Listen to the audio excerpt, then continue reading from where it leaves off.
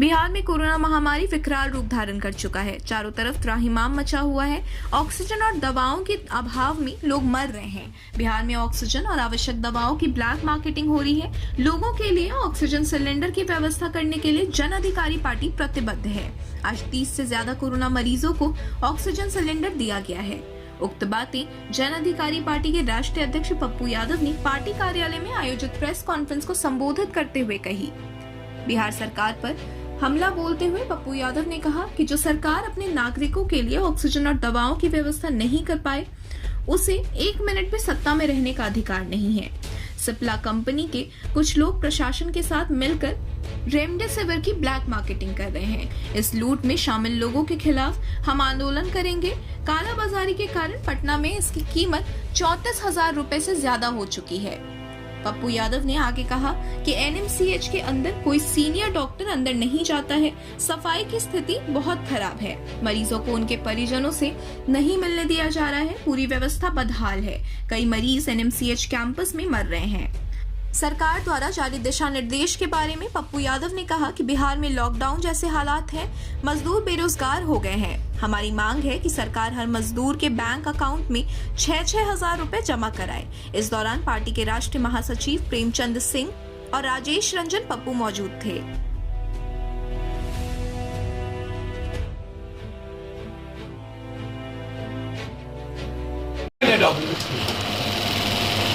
क्योंकि इनका दाम 4500 या 5500 है।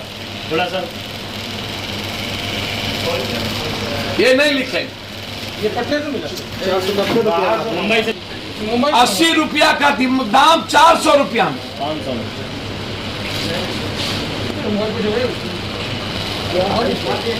अब आप कोई आदमी कुछ करने सुनने को तैयारी नहीं है तो हम क्या करें? इससे इम्पोर्टेंट सुई है ही नहीं। डेंजरस संक्रमण के लिए कोई भी डेंजरस संक्रमण के लिए ये है। अब इसको कोई डॉक्टर नहीं लिखेंगे क्योंकि बचत नहीं है डॉक्टर को।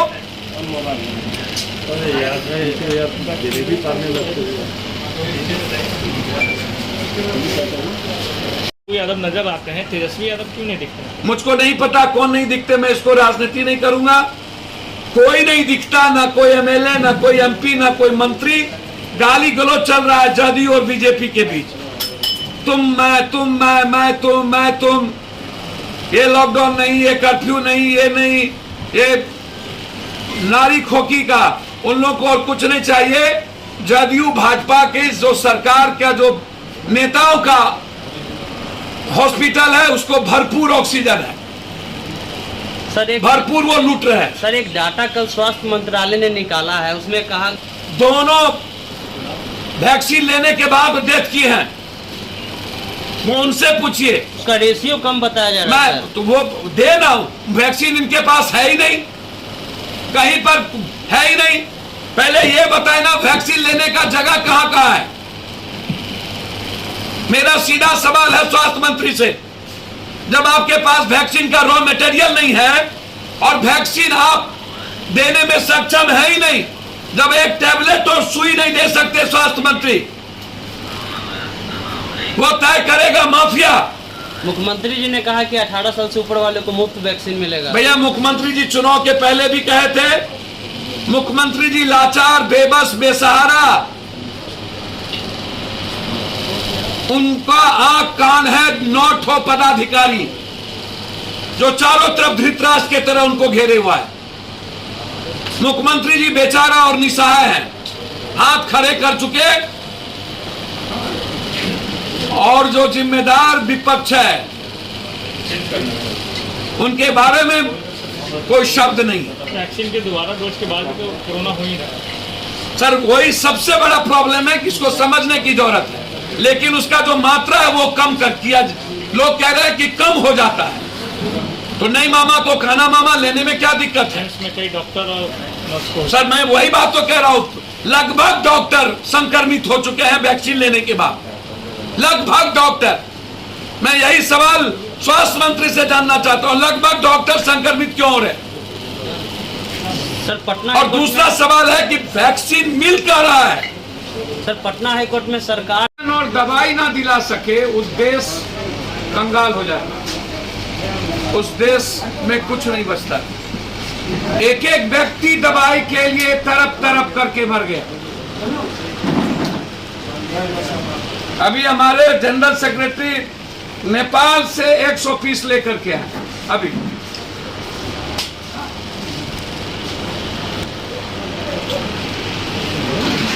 बिहार में 35,000, 40,000, 70,000। कल हमने अपने छात्र लीडर को कह दिया है, सिप्ला कंपनी हो या हुडको, क्या है हेट्रो, यदि वो बिहार को सप्लाई नहीं करता है एक एक व्यक्ति को, और इसके चलते यदि जिंदगी मर रही है, तो कल सिप्ला कंपनी को बंद करो। यहां जहां उसके ऑफिस है, पूरा का पूरा सिप्ला, हेट्रो, ये जो सारी कंपनियां हैं, ये माफियाओं से, ड्रग्स माफियाओं से, इन लोगों से मिलकर पूरा देश में black marketing, out of market कर दिया है सुई को। मैं सरकार से पूछना चाहता हूं, जब आपके एम्स के डायरेक्टर लिख के देते हैं ये जो दवाई है रेमडेसिविर, ये कारगर नहीं है, एनएमसीएच के डायरेक्टर सुप्रिंटेंडेंट लिख के देते हैं नहीं लिखना है, उसके अलावा रिमेनिंग है। पप्पू यादव के पास उसके अलावा दूसरी सुई है और मैं देने को तैयार हूं, लेकिन एक भी डॉक्टर रेमडेसिविर के अलावा दूसरा सुई का नाम नहीं लिख रहा, क्योंकि सिर्फ रेमडेसिविर में ही पैसा अधिक बचत है, ब्लैक मार्केटिंग है, और दवाई में पैसा बचत नहीं है। जो एजेंसी है या जो सिप्ला के कुछ लोग हैं और जिसकी यहां सीएनएफ लिया हुआ है जो लोग, उनसे मिलकर और कुछ पदाधिकारी की गठबंधन से पूरा आउट ऑफ ब्लैक मार्केटिंग हो गई है। जिस अस्पताल को दिया जा रहा है वह अस्पताल के लोग भी उसको ब्लैक मार्केटिंग में दे रहे हैं, और वो सुई पड़ रहा है या नहीं पड़ रहा है उसके अटेंडेंट नहीं है, और कह दिया जा रहा है कि सुई दे दी गई।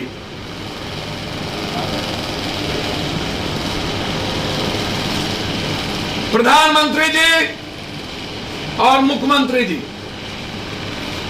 यदि आप हिंदुस्तान के लोगों की सुई देकर के हिफाजत नहीं कर सकते हैं, सिप्ला कंपनी गुजरात के, महाराष्ट्र से पप्पू यादव को फोन आ रहा है, नोएडा से, गाजियाबाद से, कई बड़ी बड़ी संस्थाएं और चैनल ने फोन किया हमारे यहां, जी न्यूज से लेकर के G24 के हालात अच्छे नहीं हैं। दिल्ली से, और कोई सुनने वाला नहीं। सुई रहते हुए अस्पताल में सुई नहीं पड़ता है पेशेंट को। एनएमसीएच की स्थिति त्राहिमाम है, और वहां ऑक्सीजन भी रात में जो ऑक्सीजन भर के आता है वो ऑक्सीजन गायब हो जाता है, खाली जो सिलेंडर है उसको लगा दिए जाते हैं ऑक्सीजन लगाकर। एक भी सीनियर डॉक्टर भीतर नहीं जाता है एनएमसीएच के अंदर, एक भी सीनियर डॉक्टर। कोरोना पेशेंट को मरने पर छोड़ दिया गया, कोई भगवान भरोसे है, कोई मॉनिटरिंग करने वाला नहीं है, लैट्रिन बाथरूम साफ करने वाला नहीं है, अटेंडेंट को बेचारे जाने नहीं दिए जाते, और कहा जाता है कि सब पॉजिटिव हो गए इसलिए हाथ खड़े कर दिए।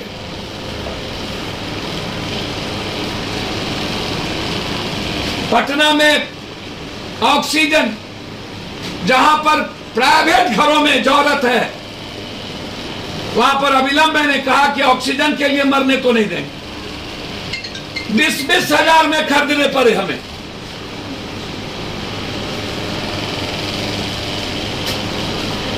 11,000 में छोटा, 20,000 में बड़ा। आरा से हमें फोन आ रहा है कि ऑक्सीजन सदर अस्पताल में है ही नहीं, एक भी ऑक्सीजन नहीं है सदर अस्पताल में। अभी टीवी कोई चला रहा था कि टोटल ऑक्सीजन की डकैती हो गई, क्रिमिनल लूट के लेके चला गया।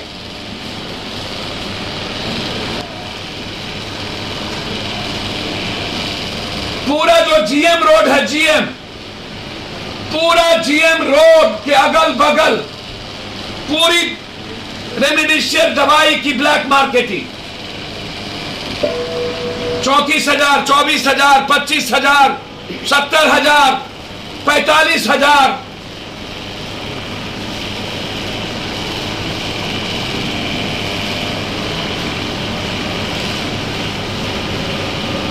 सरदस 10,500 रुपया पर पीस हमें वहां से मंगाना पड़ा।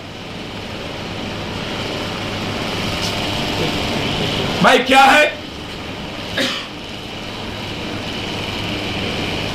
20,000 से ज्यादा, इसको समझिएगा, आपके पेशेंट हो चुके हैं बिहार में और बेड 3,000 भी नहीं है, तो पेशेंट की स्थिति क्या है?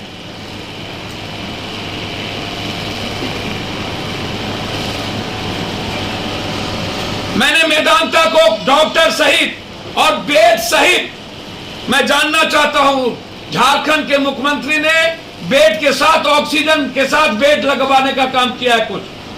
क्या कारण है कि ये काम हिंदुस्तान के प्राइम मिनिस्टर और सीएम नहीं कर सकते, बिहार के सीएम नहीं कर सकते?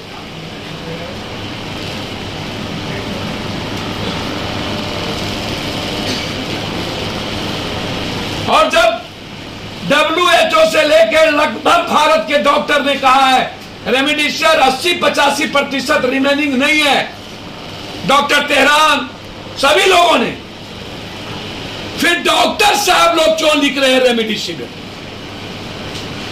और दवाई जान रक्षक है वो क्यों नहीं लिख रहे हैं? मेरे पास है अभी मिनिमम 200 से ज्यादा पीस अन दवाई सुई, ताकि वो लोगों की जरूरत जान बचा सके।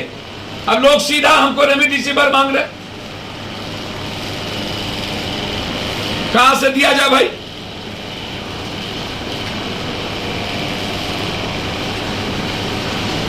स्थिति को देखकर लॉकडाउन कर दिया जाए। जी स्थिति को देखते हुए लॉकडाउन। सर मुझे तो समझ में नहीं आता, लॉकडाउन रिमेनिंग है क्या?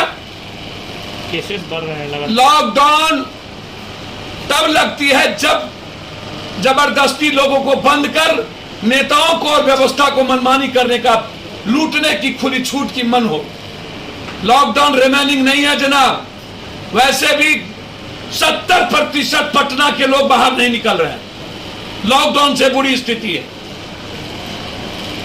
आंकड़े तो बढ़ रहे हैं भैया, आंकड़े तो पूरे और जगह भी बढ़ रहा है। दिल्ली में एक भी रेमडेसिविर नहीं मिल रहा है, ऑक्सीजन की कमी है। मुंबई में नहीं मिल रहा है। दोनों स्टेट लॉकडाउन,